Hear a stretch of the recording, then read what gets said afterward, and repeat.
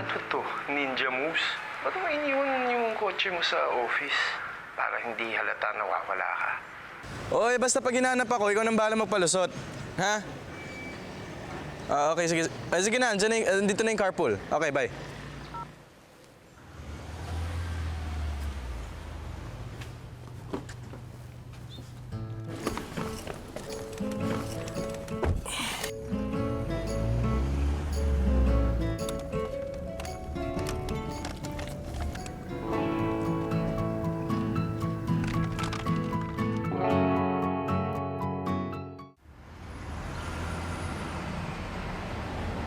Manong, dito na lang po ako. Excuse me.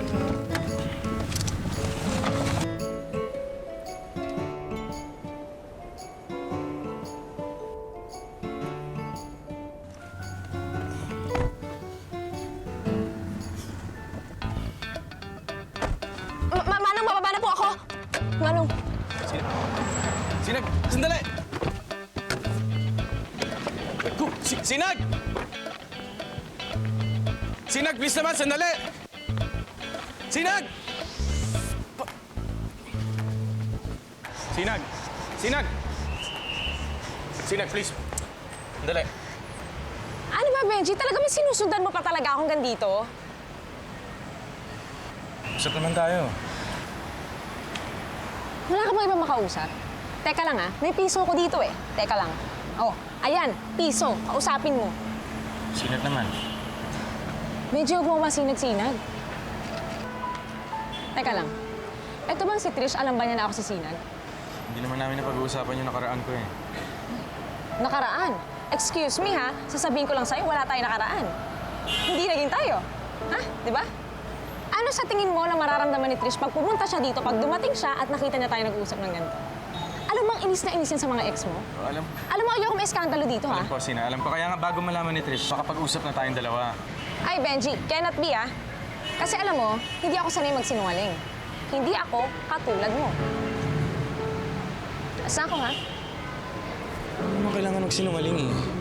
Mamaya sa San Lorenzo Park, afternoon. Pagkatapos ng wala na akong rason para lapitan ka. Hindi ka makakarinig tungkol sa akin. Hindi mo na ako makikita.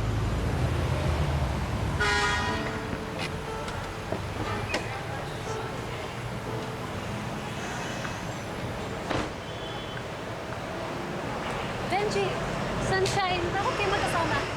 May tinatanong lang po siya sa akin na hanggang ngayon, hindi ko pa rin alam yung sagot.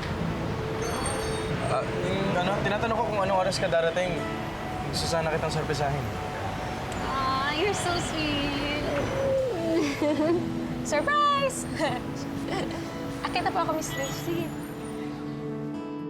Ano ba kasing sasabihin nitong tukmol na to? Narinig ko na naman lahat ng dapat kong marinig. Pero aminin mo, curious lang malaman. Oh, girl, pero ayoko makasakit ng friend. Correct. Pero ayoko magsinungaling kay Trish. Pero pare, hindi mo naman siya niloloko. Kasi wala ka namang ginagawang masama. Kapag sinabi mo sa kanya tungkol doon, hindi na kayo pwedeng maglapit. Malisyosa pa naman girlfriend mo. Kahit nga lola, pinagseselosan. Totoo naman. Ang gagawin ko. Hi, Mom, Sir! Follow your heart po. Libreng consultation para sa puso.